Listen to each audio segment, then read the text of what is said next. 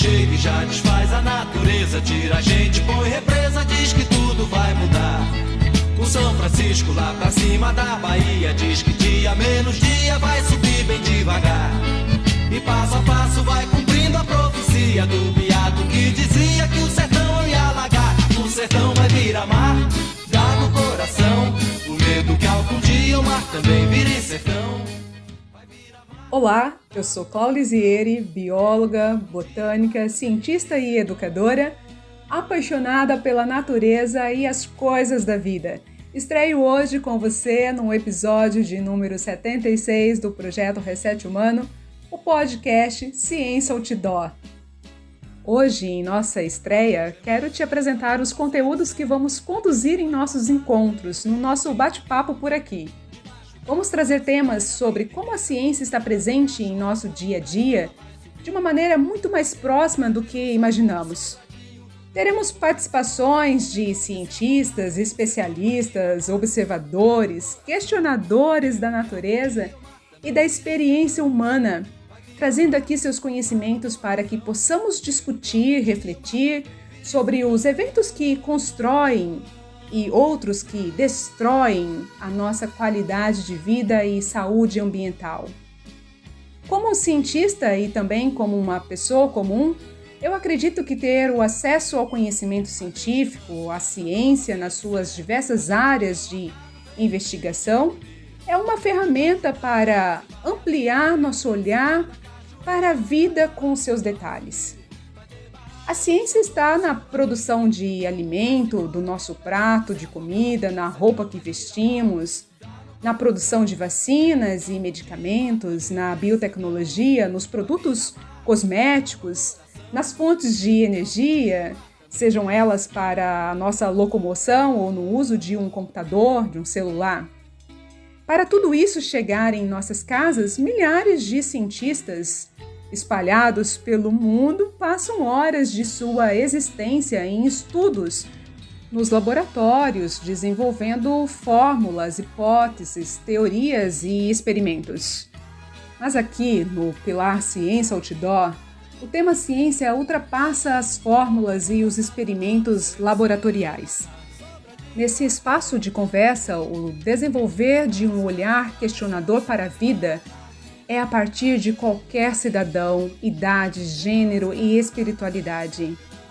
Aqui no podcast Ciência Outdoor, a ciência será discutida através de um bate-papo leve, em uma linguagem popular, acessível, para o desenvolvimento de uma nova maneira de olhar para a nossa experiência humana na Terra, para tomarmos posse do conhecimento daquilo que nos mantém vivos, a rede da vida. Estamos atravessando um momento de muita degradação ambiental, perda da biodiversidade, mudanças do clima da Terra, eventos que levam à instabilidade da nossa existência. Tudo isso acontecendo agora, neste exato momento. E a minha impressão é que estamos ainda distraídos para isso. Neste episódio de hoje, de abertura, de lançamento do podcast Ciência Outdoor, eu convidei os meus amigos, parceiros de trabalho do Projeto Reset Humano, que são pessoas que, além de eu admirar muito, elas percorrem áreas de atuação diferentes das minhas como cientista, e eu quero que eles me ajudem a expressar como que a ciência conversa com as diversas áreas da vida e a necessidade de tomarmos posse deste conhecimento para o aprimoramento humano e as suas relações com a natureza.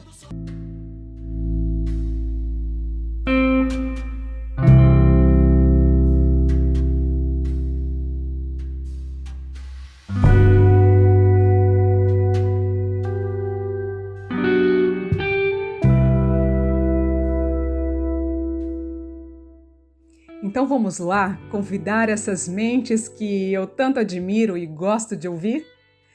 Se você já é ouvinte do podcast Reset Humano, certamente já conhece o nosso querido Fred Duclerc, montanhista, líder de expedições de alta montanha e travessia na América do Sul, conduz o Pilar Montanha Escola aqui no projeto Reset Humano.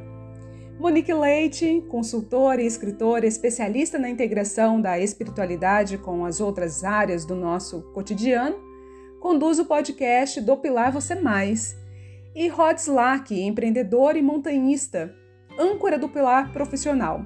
E juntos somos os gestores do projeto Reset Humano. E como diz então o nosso primeiro convidado, Fred Duclerc, vamos lá, turma?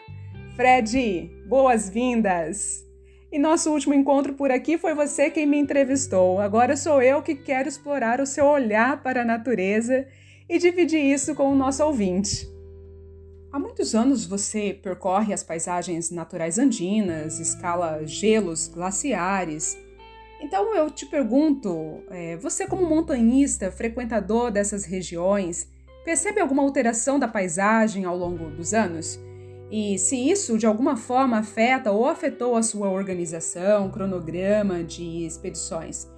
Eu te pergunto isso, Fred, porque eu gostaria que que trouxéssemos aqui para essa conversa como que a alteração da paisagem, os eventos, na natureza, afetam diretamente a nossa rotina. E você, então, montanhista, observador direto, dessa paisagem, compartilha com a gente o que você tem observado.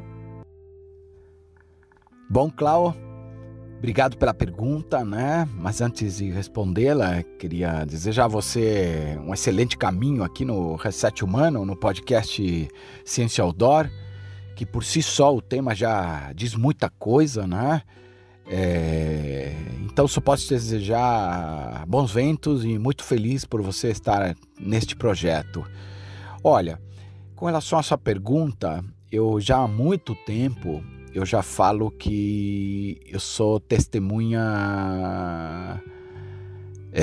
contínua dessas mudanças climáticas e que de alguma maneira afetam o meu trabalho, Eu tenho muito claro que quem sente essas mudanças são as pessoas que visitam os lugares que são afetados, de maneira que visitam ou que vivem nestes lugares. E o impacto é imediato, As pessoas que vivem nas grandes cidades e que estão me ouvindo aqui, as que por eventualidade ainda têm dúvidas, não tenham dúvidas. É muito clara a mudança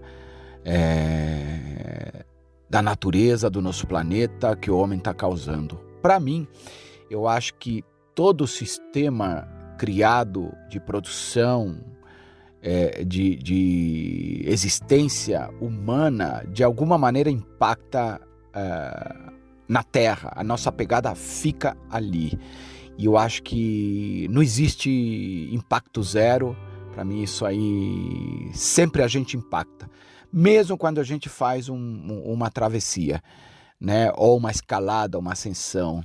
Porém, ela pode ser mínima e ela pode se recuperar, O que eu vejo que a gente está impactando de maneira muito forte o planeta, com as queimadas, não só no Brasil, mas elas acontecem, eu que viajo pela América do Sul, elas acontecem no Chile, acontecem na Argentina, recentemente na Europa, até em Portugal, eu lembro há uns 2 anos ou 3 anos atrás, na Espanha, E algumas queimadas com teor criminoso, ou seja, intencional. Algumas acontecem em países com clima muito seco, temperado seco. Às vezes existem mata queimada e tudo mais. Mas eu que transito não só em florestas, mas em campo nevado, gelado, eu afirmo que nesses anos todos, por exemplo, Torres del Paine. Torres del Paine é um lugar muito visitado, é o segundo lugar mais desejado do planeta, depois dos Himalaias, da Cordilheira dos Himalaias. E tem glaciares lá, como por exemplo o Grey, que já teve a oportunidade de visitá-lo mais de uma vez em diferentes épocas. É nítida o recuo do glaciar Grey, Eu posso te falar, eu escalo muito no Peru, Todos os anos, todas as temporadas. E para mim é claro, antigamente, há uns 20 anos atrás, eu fazia fazia escalada nas montanhas locais, né? Numa época que se estendia até setembro, para você ter uma ideia, e até muitas vezes quase entrando em outubro. Hoje em dia isso é impossível, né? No meu ponto de vista, na minha forma de ver, uma zona segura, sabe?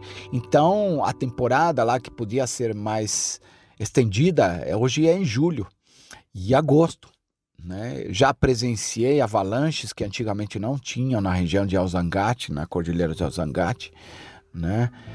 Onde até nessa avalanche eu acabei perdendo um amigo, né? Mas muita decorrência de que o impacto climático ele está presente para quem trabalha ou vive nesses lugares, né? E no Brasil nem se fala. Eu lembro quando moleque era a cidade da garoa, né? Hoje em dia raramente você tem o nosso solo. Numa cidade como São Paulo, por exemplo, ele não respira, é muito asfalto, né? Temos poucas árvores e isso causa um efeito praticamente estufa. Você cozinha a árvore e o ar fica muito quente, né? Onde você impermeabiliza, vamos chamar assim, com um asfalto contínuo, não tem como esse clima melhorar da cidade. As chuvas que teoricamente nascem e vêm pelas correntes de ar da Amazônia para a região sudeste, ela está crítica. Por exemplo, neste exato momento, nós estamos com um período de estiagem, de seca muito grande, por falta de chuva, né? Um momento muito crítico. E não é só o Brasil, é a América do Sul. Eu vou muito para a última ilha aqui da América do Sul, onde eu realizo o trekking do fim do mundo, na ilha de Navarino. Para você ter uma ideia, o ano passado, além da Antártica, antes da pandemia, se não me engano, eu estava lá, fez um calor como se estivesse no Rio. E na Antártica, pela primeira vez, tinha feito uma temperatura positiva, né? Então não tem como negar isso, né? Eu acho que a responsabilidade é nossa, a responsabilidade é do ser humano. Nós temos que ser conscientes continuamente. Quando temos um filho, ensiná-lo. Esse filho tem que ensinar o meu neto, que tem que ensinar o meu bisneto, né? E claro, eu acho que criar hábitos mais saudáveis, hábitos que colaboram de alguma maneira com uma sociedade mais saudável e um planeta, a nossa casa, mais saudável, né? Eu acho que o impacto e o dano que nós já fizemos é muito grande. Existe uma expectativa que até 2050 isso seja caótico. Existe uma outra estatística, se aumentar em 1 ou 2 graus a água dos oceanos, morrem praticamente 90% das espécies marinhas. Isso é um crime e estamos muito próximo disso. Então eu diria que a situação é alarmante, é crítica, é triste de se ver, né? Para mim é muito claro, eu vejo a água, né? A gente falou aqui que estamos com ausência de água. Por exemplo, países como o Peru. O Peru depende praticamente totalmente da água das cordilheiras, que vem dos glaciares. Só que os glaciares estão secando na Cordilheira Blanca, né? Alguns estão se recuperando, mas outros não se recuperam mais, né? Existem glaciares que você antes treinava para antes de ir para uma ascensão, que já não existem mais, né? No Chile, o Chile tem, acho que 80% da sua água, dos glaciares da América do Sul, ficam no Chile, né? E a água vem dali, né? Então ela precisa ser cuidada. O Chile tem algumas iniciativas nesse sentido, mas ainda é pouco. É pouco diante da grandiosidade do nosso planeta. E absolutamente todo cidadão é responsável por isso, assim como os nossos, os mandatários, os presidentes, os senadores, os ministros de todos os países. Por isso que quando a gente escolhe alguém para exercer um poder político dentro do seu país, você tem que saber se ele realmente considera uma causa ambiental importante, né? Pois se ele não considera uma causa ambiental importante, ele não é digno de estar num cargo público, né? E o raciocínio é muito simples, né? Eu uso um exemplo muito claro em palestras que eu dou, onde eu digo, você quer entender o meio ambiente? Olha para você como um ambiente. Se algo não está funcionando bem, esse ambiente está legal? Não pode estar. E é claro que o planeta não está bem, né? Então fica aqui meu alerta, né? E o meu testemunho do que eu vivo e vejo, né? Pela América do Sul. É isso. Espetacular, Fred. Muito bom ouvir o seu relato. E sabe que em 2018 eu tive a oportunidade de participar de uma navegação passando por alguns desses glaciares da costa chilena, e é nítida, ou eu diria assustadora, a marcação da perda da biomassa de gelo dessa região. Bem, mas nós vamos explorar esse tema em outros episódios e certamente você será nosso convidado novamente para contribuir. Eu poderia te chamar de cientista outdoor, porque você realmente tem esse olhar curioso, questionador, observador. E é esse mesmo olhar que move a ciência clássica, essa ciência que faz experimentos, que testa hipótese, etc. Mas você é um montanhista, então eu vou continuar aqui minha pergunta. Como que você desenvolveu esse olhar? Foi por necessidade, recebeu essa educação ou algo natural que sempre esteve presente em você? E, de novo, eu faço essa pergunta porque, como cientista e educadora, trabalho com a divulgação científica. E o nosso desafio nesse processo é contribuir para o desenvolvimento deste olhar que você carrega para as montanhas e, acredito, para a vida. Conte pra gente como isso se deu em você e já aproveite para deixar a sua dica, contribuição para o desenvolvimento do olhar de cientista outdoor, de um observador da natureza e das suas transformações. Claro, uma pergunta muito interessante, né? Porque um dos meus sonhos sempre foi ser físico ou ser químico. E biologia sempre teve no meu DNA uma paixão, assim, né? Gosto muito disso, é uma coisa que, assim, acho que em parte nasceu comigo, mas meu pai era muito curioso, né? Meu pai acrescentava muito sobre natureza para mim, né? Eu lembro de criança, revistas de National Geographic, né? Um dos meus primeiros sonhos foi conhecer a Tailândia, quando eu vi umas casas em cima de árvores e achava aquilo incrível, né? As Ilhas Maurícios, eu lembro até hoje o dia que eu vi uma revista com as Ilhas Maurícios. E minha mãe sempre amou plantas, né? Minha mãe nasceu na Patagônia. Então, para ela, a natureza sempre foi uma coisa que é do dia, né? Ou seja, faz parte, você é natureza, né? Lembro da minha avó, que era italiana, ela tinha na sua casa, a entrada dela era uma parreira de uva e ao redor tinham árvores de frutas. Então isso para mim já era uma coisa que eu amava, né? Bom, princípios básicos, né? Eu acho que eu ter acampado com a escola, ou ter feito alguns passeios para a natureza com a escola foi muito legal. Tanto no Chile quanto na Bolívia, outro país que eu morei.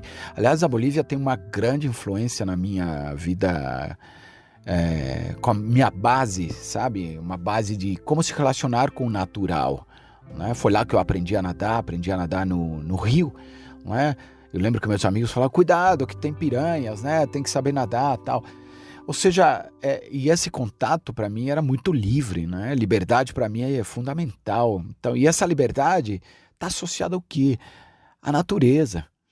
Não tem como, né? E claro, o tempo passa e como montanhista, você se torna como você diz, praticamente um cientista cidadão. Porque você passa por aquele lugar mais de uma vez e você percebe que houve mudança. A mata cresceu, as flores cresceram, hoje essa temporada tem mais água, o glaciar cresceu, o glaciar diminuiu, né?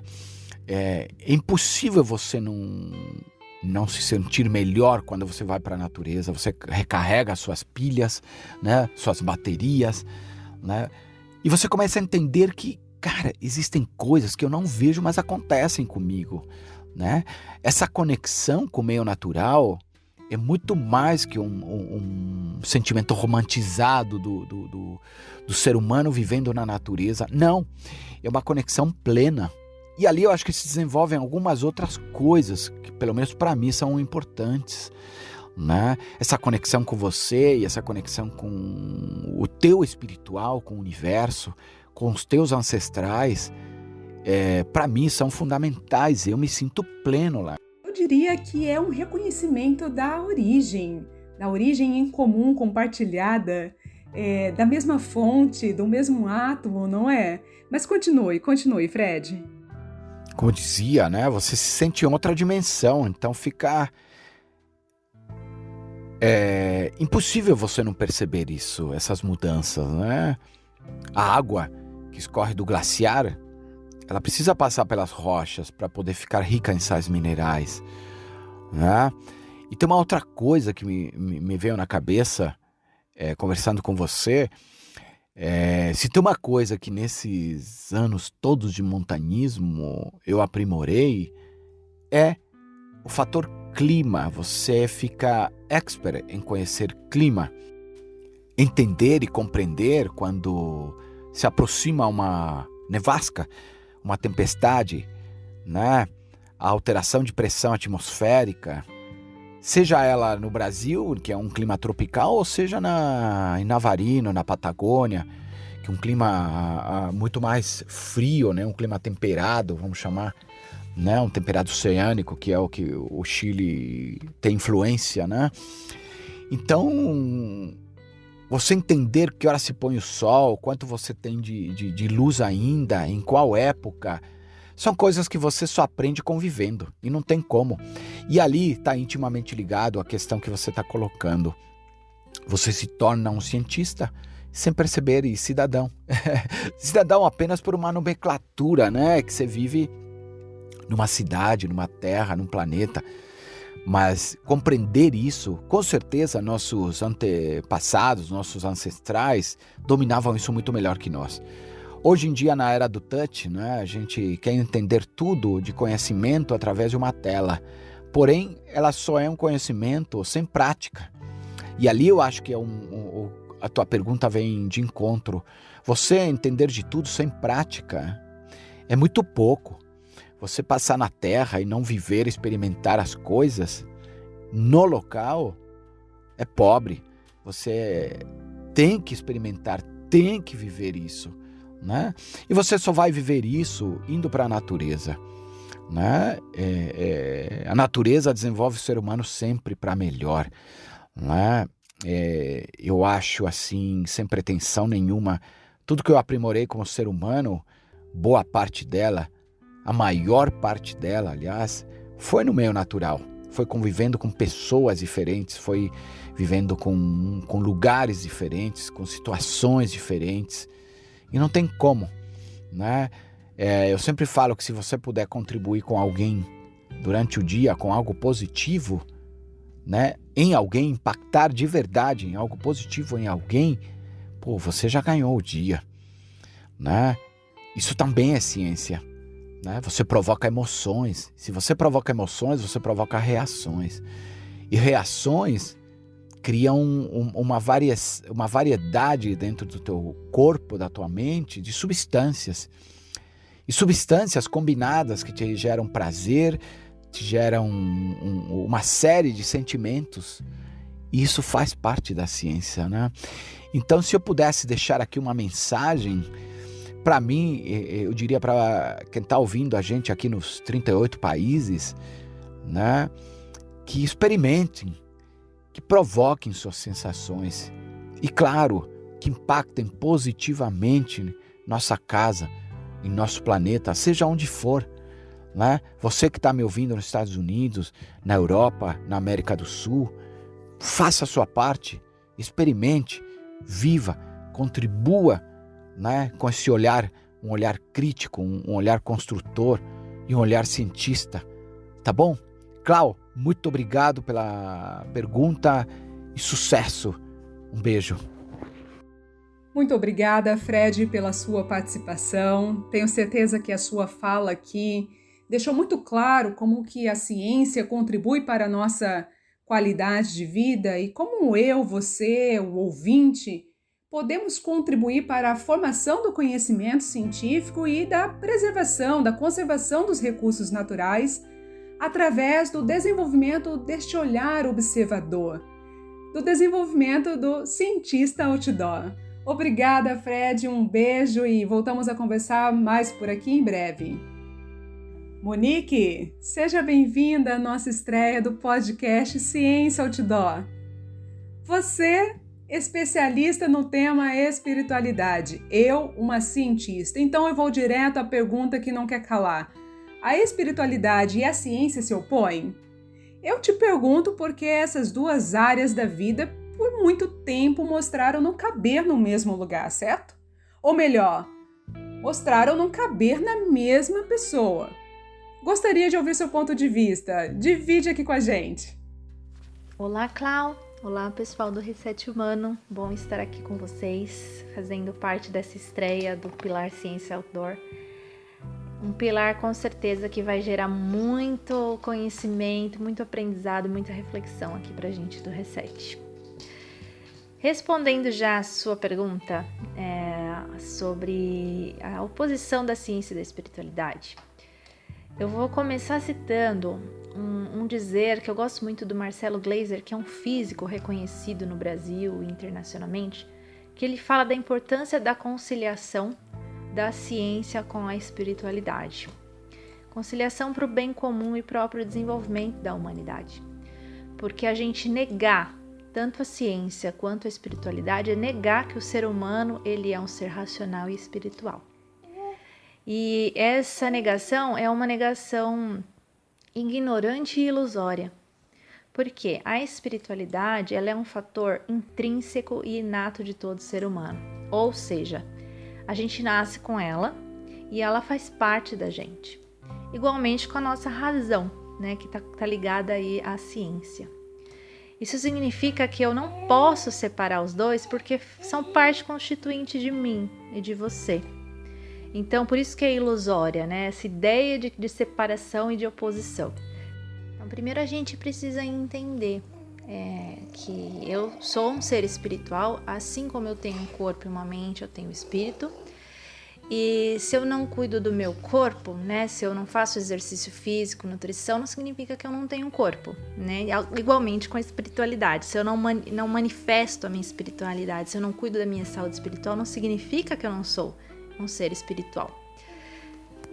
E aí quando a gente fala de ciência, a gente também tem que desmistificar a ciência do jaleco branco, né? Porque existem vários tipos de ciência, ciência social, ciências humanas, ciências biológicas, e todas elas fazem parte de mim também. Todas elas tentam também explicar o que me rodeia e explicar a mim mesma. Então também é uma busca de explicação, igualmente com a espiritualidade. Quando a gente entra nesse caminho, né, de manifestar nossa espiritualidade, a gente está buscando nos conhecer, buscando nossa essência, nossa verdade. Então não tem como ter oposição, já que as duas buscam a mesma coisa, de diferentes maneiras, diferentes linguagens, mas para preencher uma lacuna humana. E essa oposição, Clau, é uma coisa muito histórica, sabe? Que está incutida aí principalmente nos sistemas mais ocidentais, que desde ali da Revolução Industrial, antes mesmo, né? A gente teve até uma teoria da modernização que, basicamente, resumidamente aqui, diz que para um país, uma sociedade se modernizar, ela precisa abandonar as suas tradições. A espiritualidade ela estava conectada a uma instituição religiosa. E a crença em si, tanto religiosa como a crença em qualquer coisa que não fosse voltada aí para esse crescimento econômico, que seria o objetivo principal da modernização, ela precisava ser abandonada para a sociedade conseguir crescer. Então a gente foi acreditando nisso, né? De que eu não posso manifestar a minha espiritualidade, principalmente em instituições, que aí a gente cria instituições também, né? Para se modernizar. Eu preciso abandonar. E aí a gente fica até com vergonha de falar sobre isso, ou com medo de falar sobre isso nas instituições. E a espiritualidade foi se transformando em tabu e foi se transformando em algo totalmente privado, que a gente não pode falar em público. E junto com tudo isso, a ciência e a espiritualidade foram se separando, porque a ciência foi conhecida como vamos dizer, a dona da verdade, ou aquela que só considera aquilo que foi comprovado cientificamente, e do outro lado está a espiritualidade, muito conhecida por um sistema de crenças baseado em mitos. Ou seja, as duas se opõem, não podem se juntar porque elas não condizem com o objetivo final desse sistema que a gente vem falando. Isso também, como eu disse lá na frente na resposta, é uma questão ilusória, né? É uma falta de entendimento tanto de um quanto do outro. E não só falta de entendimento de conceitos, mas também um afastamento, né? De não entender que eu sou um ser científico e eu sou um ser espiritual. Monique, percebi que o presidente do Reset Humano está aí do lado participando do nosso podcast, certo? Deixa um beijinho para ele. O presidente do Reset Humano é o bebê da Monique, sempre presente em nossas reuniões, não poderia faltar nesta deliciosa conversa na estreia do podcast Ciência Outdoor. Obrigada, Monique, por expor de forma tão bem contextualizada e não simplesmente baseada em uma opinião pessoal, né? Eu não mencionei anteriormente, mas a Monique é mestre e desenvolveu sua pesquisa científica durante o seu mestrado exatamente sobre sistemas, ciência e espiritualidade. Mas, Monique, vou te fazer mais uma pergunta. Como que você encaixa, vivencia a ciência e espiritualidade em sua rotina? Divide um pouco com a gente como que você faz isso. Clau, essa é uma ótima pergunta e ela é praticamente uma continuação da pergunta que você me fez anteriormente sobre a oposição entre espiritualidade e ciência. E eu disse que essa oposição ela é ignorante e ilusória, né? Porque nós somos seres espirituais e científicos ao mesmo tempo. Então a gente não pode afastar, mesmo que a gente negue. Vou te dar um exemplo que eu gosto muito, que é na parte da alimentação. Quando eu estou me alimentando, eu posso ter esse olhar consciente, desperto e reparar, né, nessas duas áreas atingindo a minha vida ao mesmo tempo. Quando eu estou me alimentando, eu posso, pelo lado científico, ter a consciência de que aquele alimento está me nutrindo, né? Então eu sei as propriedades nutricionais daquele alimento, isso é pura ciência. Eu sei da onde aquele alimento vem, isso é ciência social também. Eu sei, eu entendo ou eu reflito sobre a questão de que eu tenho alimento, né, na minha mesa, como que aquele alimento chegou na minha mesa, a questão logística, né, quem plantou, tem a questão da globalização envolvida aí no meio. Eu posso seguir uma receita, quando eu sigo uma receita para fazer ali o meu alimento, eu tô também usando da ciência, eu tô usando das medidas, eu espero um resultado e eu estou fazendo provas. Certo? Então, todo esse processo desde o meu comprar e pensar da onde veio o meu alimento, do meu cozinhar, seguir uma receita, do meu comer também, né? Como que funciona aquele alimento dentro do mecanismo do meu corpo, depois que ele entra, como ele passa, como é que ele vai nutrir os meus órgãos e todo o processo digestivo dele, tudo isso é ciência, no simples ato de se alimentar. E aí com a espiritualidade eu posso fazer essa mesma reflexão consciente. né? É aquele alimento que vai nutrir a minha alma também. É aquele alimento que vai me dar energia vital. E eu posso usar também do meu momento de se alimentar como um momento de atenção plena, de prestar atenção no que eu tô comendo, de sentir cada mastigada. É um momento também de eu me conectar com os outros e com a natureza. Afinal, o que eu tô comendo, a maior parte, né, se não é ali um alimento totalmente ultraprocessado, é um alimento 100% que veio da natureza. A natureza está conectada com a minha essência. A minha essência é espiritual. Então, esse exemplo da alimentação é só um exemplo dentro da rotina, mas que dentro da minha rotina eu posso adaptar esse meu olhar consciente para tudo que eu faço. E aí eu vou conseguir entender mais facilmente que a ciência e a espiritualidade está em tudo. E o que as une nesse contexto é a consciência. Consciência e olhar desperto. Olhar desperto é aquele você não deixar esses atos rotineiros passarem despercebidos, né? Não tornarem eles automáticos, mas ter um olhar realmente de cientista para tudo que você faz.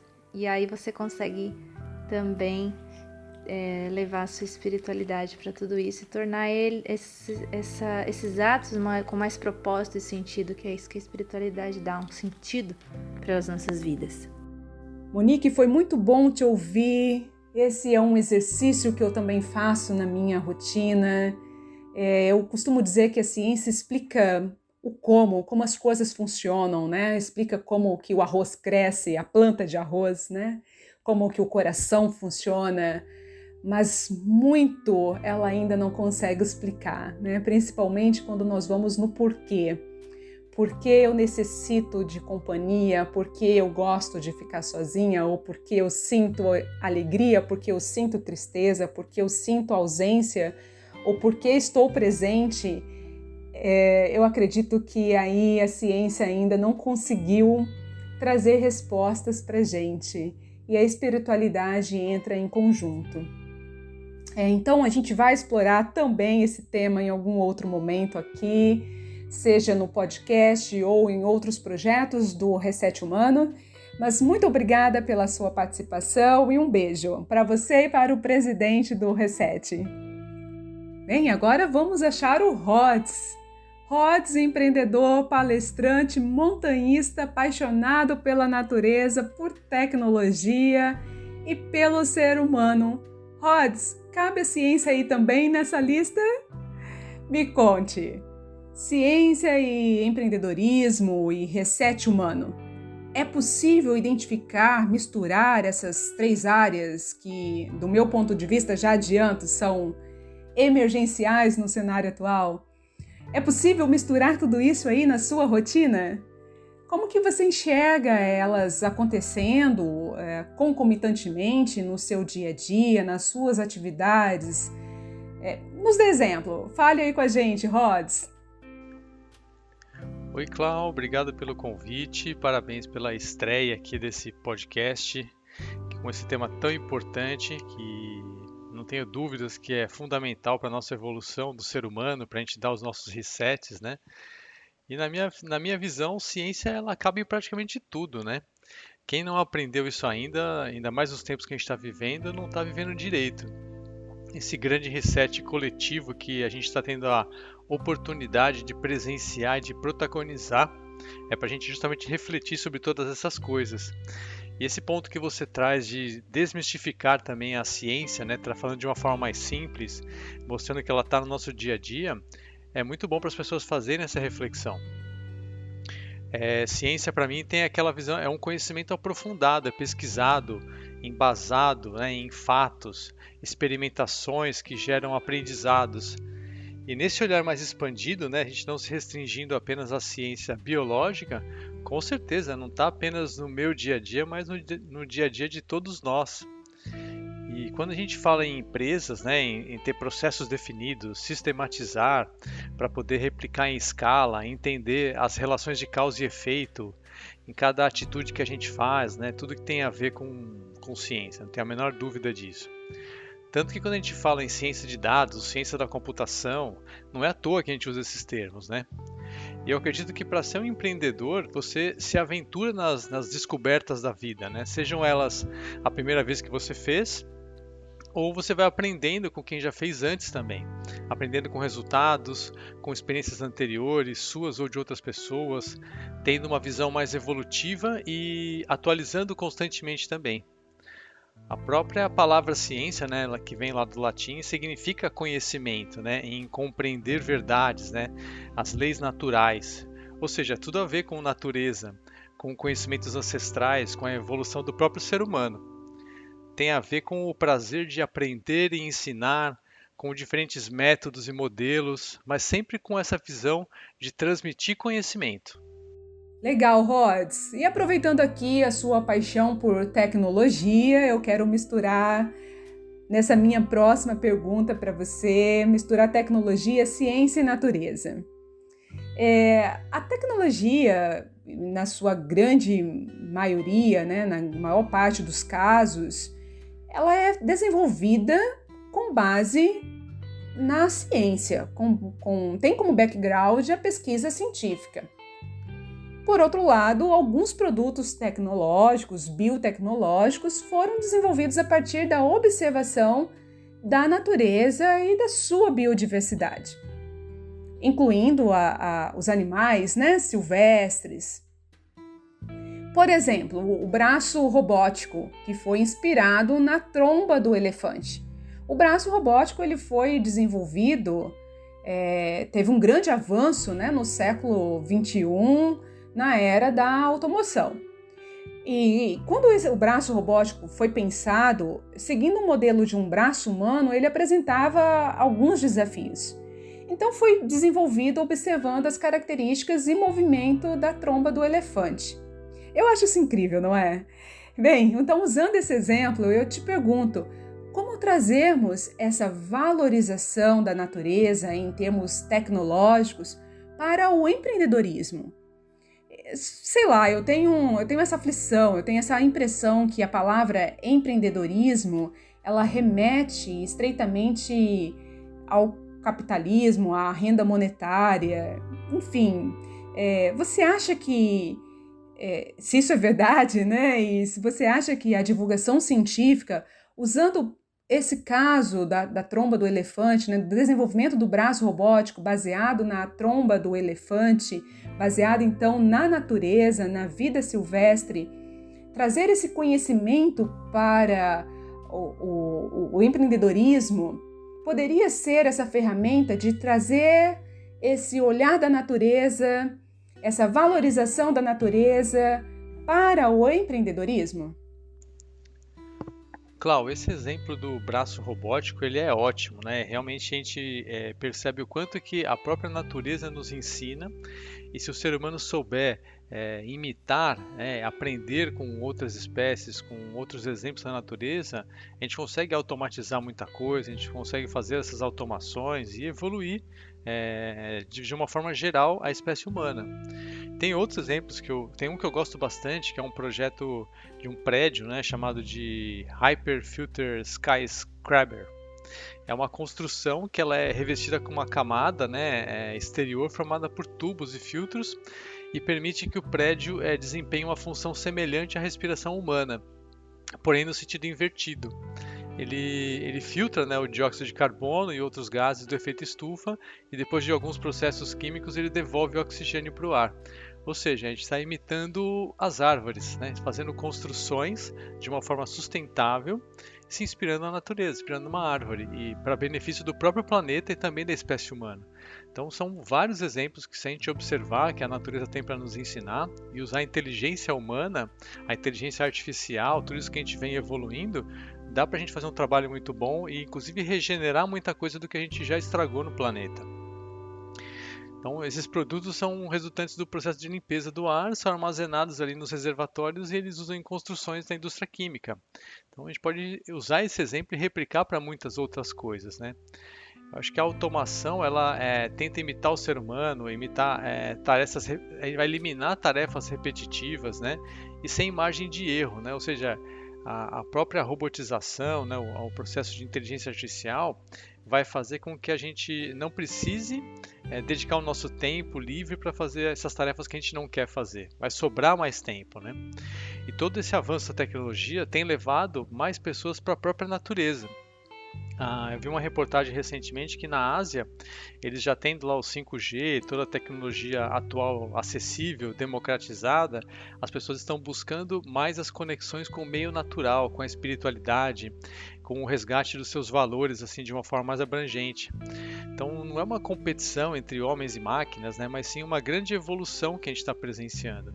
E olha só, o ser humano aproveitando esse tempo livre que ele está ganhando com essas automações para buscar mais a natureza, né? Então isso é muito legal.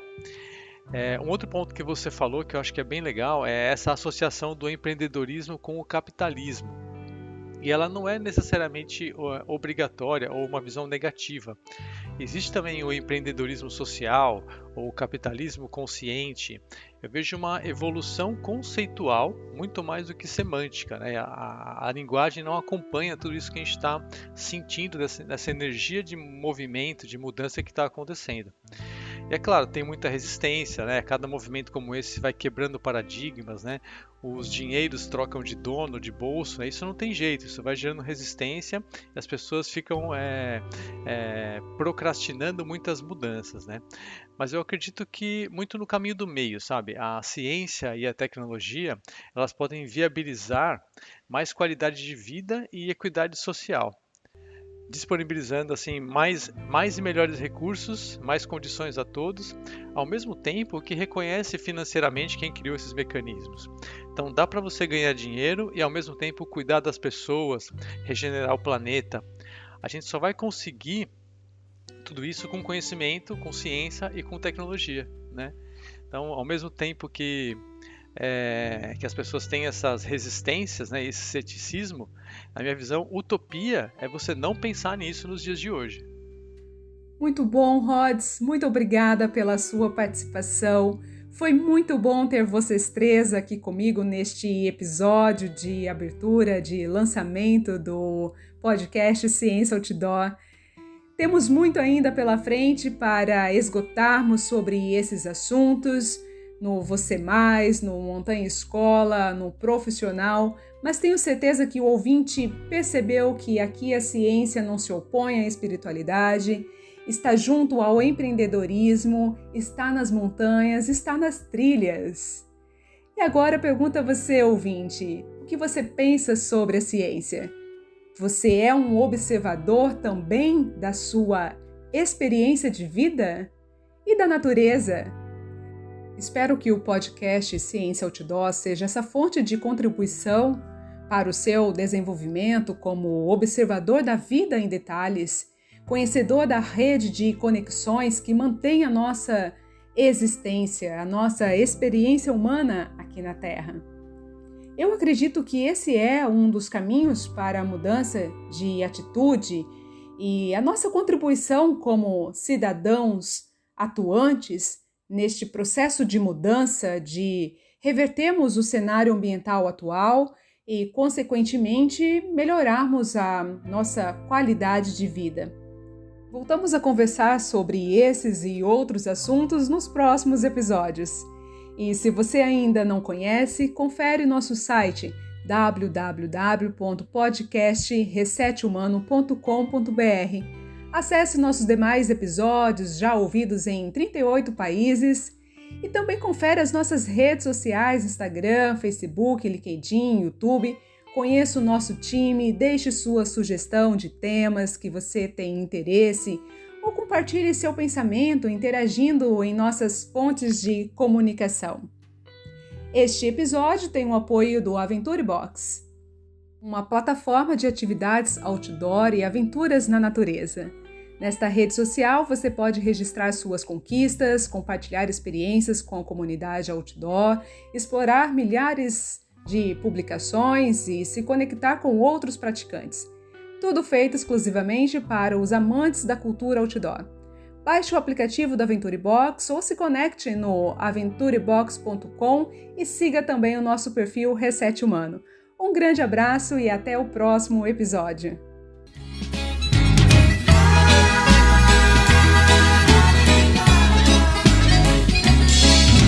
Remansa, nota, sempre, uma carne sobradinha.